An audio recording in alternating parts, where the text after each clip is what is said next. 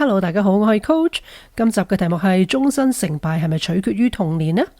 點解忽然間咁多人都表示希望想就讀 ECE Early Childhood Education 嘅？今集為你介紹6個童年理論，睇完今集之後，你就會知道自己係唔係真正對幼兒教育有興趣，抑或純粹係跟風，或者係耳仔軟任人擺佈啦。提提你訂閱 Coach 教育頻道，俾 like、留言同埋社交媒體分享，多謝支持。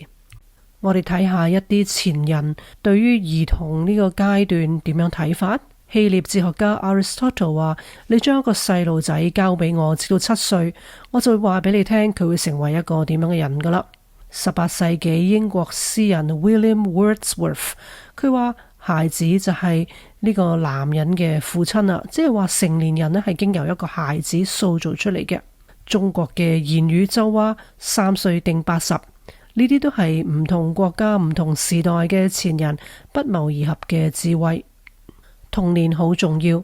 Coach 用中文喺互聯網搜索過，發現佈滿啲無知嘅廢話，所以就製作咗今集以正視聽。總括嚟講，原因係童年嘅經歷呢，會係影響到大腦嘅理解同埋學習、社交，咁對日後嘅日常嘅應對挑戰能力呢，都係好有影響噶。成長嘅時期，如果喺逆境中嘅衝擊呢，可能係會持續影響到成年嘅，所以童年時期好大程度上係塑造咗我哋成年時期嘅境況。喺今集我會同大家睇下6個最重要嘅童年理論。Watson 同埋 Skinner 嘅 Behavioral Child Development Theory 行為兒童發展理論， Vygotsky 嘅 Social Cultural Theory 社會文化理論， Piaget 嘅 Cognitive Developmental Theory 認知發展理論， Erikson 嘅 Psychosocial Developmental Theory 心理社會發展理論， Bowlby 嘅 Attachment Theory 依附理論，Bandura 嘅 Social Cognitive Theory 社會認知理論。行為兒童發展理論， John Watson 同埋 B.F. Skinner 堅持認為學習純粹係通過聯想 association 同埋強化 reinforcement 嘅過程發生㗎。所有人類嘅行為都被認為係對獎勵、懲罰、刺激同埋強化嘅反應嚟嘅啫。佢唔考慮人內心嘅想法或者感受，只係關注經驗點樣去塑造人。呢個係一個忽略咗人類嘅感性同埋自由意志，一個已經落伍嘅思維，將人類視為好似訓練動物一樣咁樣，就可謂冇人性嘅一個封建理論啦。Watson 最大言不慚嘅名句係咁噶。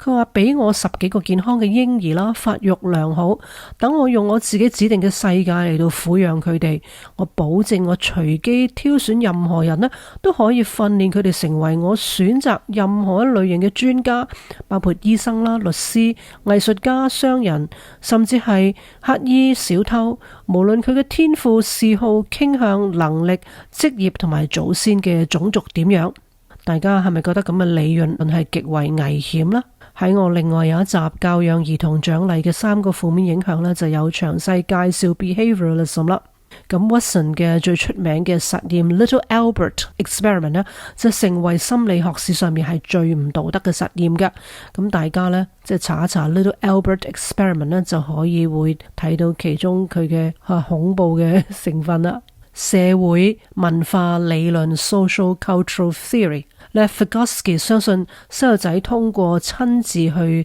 動手去體驗，即係 hands-on experience 先至能夠積極學習噶。佢認為父母、照顧者同埋同齡人加上整個嘅文化都有責任去發展細路仔嘅 higher order functions， 一啲高階嘅功能，即係話一啲複雜啲嘅認知能力。係之前有一集 Coach 提及，成年人栽培兒童並唔係帶佢哋逛商場同埋重複咁去飲飲食食嘅消閒活動噶，因為呢啲完全係缺乏咗複雜嘅認知能力活動。呢個就係正係 Vygotsky 嘅論點。學習係一個社交嘅過程，要通過同他人互動學習融入去個人同埋世界嘅理解，亦都解釋到點解喺疫情期間長期網上學習缺乏咗社交互動嘅學習，影響最嚴重嘅就係細路仔。Song of Proximal Development，叫做近側發展間啊，亦都可以譯做話一個可能嘅發展區域，係兒童喺幫助之下可以做到嘅嘢，同佢哋冇幫助之下自己做到嘢嘅差距。咁喺有能力嘅老師幫助之下呢，細路仔就能夠逐步學習，更加提升佢哋嘅技能同埋理解嘅範疇啦。認知發展論 Cognitive Developmental Theory 就係 Piaget 呢，佢係一個我哋可以話係年齡同埋階段嘅之父嚟㗎，即係 stages and ages 啊。佢提出咗呢認知嘅發展理論嚟到解釋兒童智力發展嘅步驟同埋順序，研究咗一個人嘅思維過程發展同埋佢如何呢能夠影響到我哋對世界嘅理解同埋互動㗎。社會心理發展理論 Psychosocial Developmental Theory 呢個係 Eric Erikson 專注喺唔同嘅發展階段啦出現嘅社交互動同埋矛盾。咁身份嘅成分啦，即係 identity 啦嘅形成係人喺度質疑自己自我意識同埋喺呢個世界上面嘅位置所面臨最重要嘅衝擊。社交互動同埋經驗呢，就有一個好決定性嘅作用。咁即係話人類嘅自我嘅形象同埋價值觀啦。The 8 Stages of Man 就係話人類發展嘅8個階段理論啦，去描述咗從嬰兒到死亡成長嘅變化過程。身份危機就係我哋成日講嘅 identity crisis， 係人類喺每個階段都要面臨住一啲發展嘅衝擊，呢個係影響咗以後嘅能力同埋成長嘅。成功咁樣應對每一個階段嘅挑戰，就會帶來終生嘅心理健康。童年階段係斷定咗人生最重要嘅基礎。依附理論即係 attachment theory， 就係 John Bowlby 佢提出咗嘅最早社會發展理論之一。細路仔天生呢，就係形成一啲依附嘅需要嘅 attachment， 早期嘅關係同埋照顧者嘅聯繫呢，對於兒童嘅發展呢，就係最重要，並且會影響佢一生嘅社交關係嘅。通過依附呢，係確保到細路仔能夠受到保護同埋養育，嚟到幫助佢哋係最好嘅生存條件嘅。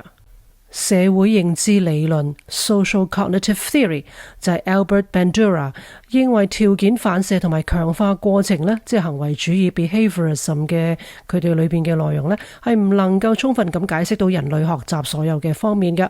通過觀察其他人，呢個係包括父母啦同埋同齡嘅人嘅行為呢，孩子可以發展到新嘅技能，並且獲得新嘅信息嘅。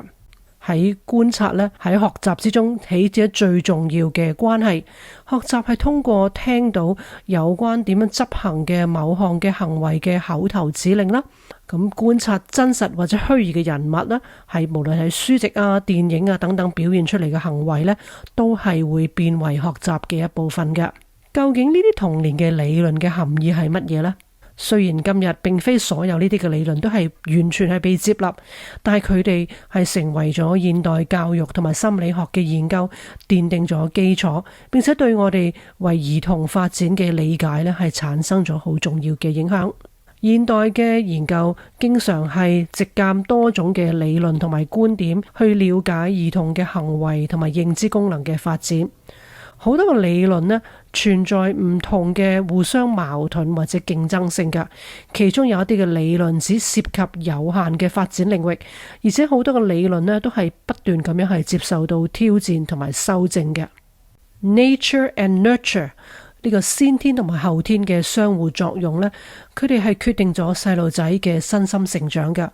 認知心理學同埋教育研究都係以呢兩個課題 nature 同埋 nurture 係重要嘅研究目標。最後我想問下大家，點解童年咁重要啊？早期嘅互動同埋經歷有助於塑造孩子嘅大腦，從而產生終生嘅影響，可以建立積極嘅體驗，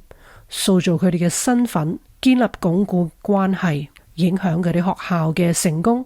影響佢哋嘅情緒同埋社交健康，影響身體健康，培養學習嘅熱情。唔知道你對呢6條嘅理論邊一條理論係最認同呢？有冇你可以現身說法嘅童年理論啦？你對於幼兒教育 Early Childhood Education ECE 係咪仲有興趣呢？歡迎你留言訂閱 Coach 教育頻道，多謝支持。